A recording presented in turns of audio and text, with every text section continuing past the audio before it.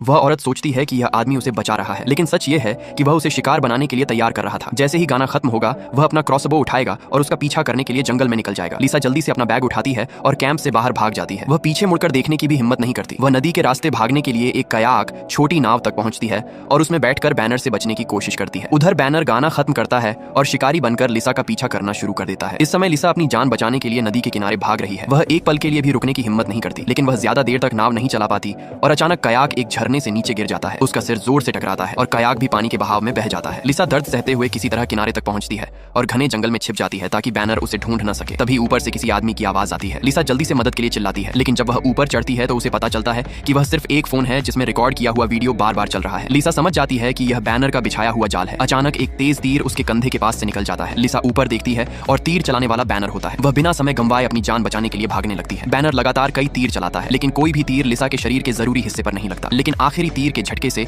लिसा का संतुलन बिगड़ जाता है और वह सीधा बर्फ जैसे ठंडे पानी में गिर जाती है। अब उसके पास कोई रास्ता नहीं होता, इसलिए वह पानी के बहाव के साथ बहने लगती है। किस्मत से वह खतरनाक पानी को पार कर लेती है और एक घाटी में पहुंच जाती है, लेकिन वहां चारों तरफ ऊंची ऊंची चट्टानें होती हैं और बाहर निकलने का कोई रास्ता नहीं होता। लिसा जानती है कि यही एक रास्ता है, इसलिए वह अपने पुराने चट्टान चढ़ने के अनुभव का इस्तेमाल करके बिना किसी सुरक्षा सामान के चट्टान पर चढ़ने लगती है। वह सफलतापूर्वक चट्टान के ऊपर पहुंच जाती है। फिर वह अपनी दिशा पता करने लगती है। जल्दी ही उसकी नजर नीचे बह रही नदी पर पड़ती है। वह दूर देखने के लिए दूरबीन उठाती है, लेकिन तभी उसे दिखता है कि बैनर उसे पहले ही देख चुका है। असल में बैनर ने लिसा के भागने का पूरा रास्ता पहले से समझ लिया था। बैनर से बचने के लिए लिसा चट्टान की एक छोटी सी जगह में खुद को दबाकर छिपा लेती है। जैसा उसने सोचा था, बैनर उसे नहीं देख पाता और वहां से वापस चला जाता है। लिसा मौका मिलते ही तुरंत भाग जाती है। उसकी नजर नदी में पड़ी कयाक पर होती है, क्योंकि वहां से बच निकलने का यही एक रास्ता था। लेकिन जब वह कयाक तक पहुंचती है तो देखती है कि वह रस्सी से बांधी हुई है। लिसा जल्दी से रस्सी के दूसरे सिरे तक जाती है ताकि गांठ खोल सके, लेकिन तभी उसके पैरों के नीचे अचानक एक जाल खुल जाता है। बैनर देख लेता है कि शिकार फंस चुका है और वह लिसा को अपनी तरफ खींचने लगता है। लिसा तुरंत पेपर स्प्रे निकालती है और बैनर की आंखों पर छिड़क देती है, जिससे कुछ समय के लिए उसकी आंखें बंद हो जाती हैं। लेकिन लिसा जंजीरों में बंधी होती है और भाग नहीं पाती। कुछ समय बाद बैनर फिर ठीक हो जाता है। वह अपना क्रॉसबो उठाता है और लिसा पर निशाना लगाता है। जिंदा रहने के लिए लिसा को उसकी बात माननी पड़ती है। इसके बाद बैनर लिसा को कस कर बांध देता है। लेकिन हैरानी की बात यह होती है